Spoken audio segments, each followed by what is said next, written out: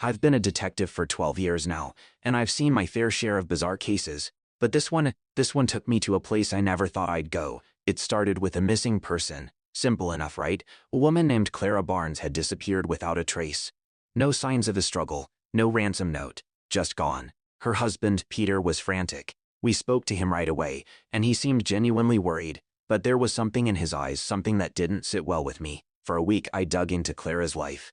Her friends, her work, her routine, everything seemed normal until I stumbled across a small, strange detail. Clara was obsessed with shadows. No, not in the creepy, I see ghosts kind of way, but in a more intellectual, artistic sense. She loved photographing shadows, studying the way light and dark interacted. That's when I found an old journal entry hidden in a drawer at her apartment. The entry was odd, talking about how she had found the key to the vanishing shadow. Clara had written that she was close to uncovering something big.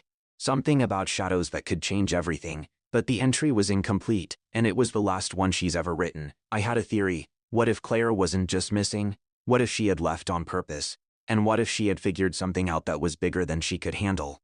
I dug deeper, tracking down her last known movements. And then I found a photograph. It was a picture of Clara standing outside a small abandoned house on the edge of town. It wasn't much to go on, but I had a feeling it was the key. I went to the house that night. Alone, as I approached, I could feel my heart racing. The air felt dense, like I was being watched. The door creaked open when I touched it, and inside was nothing but a small empty room. But on the floor was a strange symbol, drawn in dust. It was a circle with a shadowy figure in the center.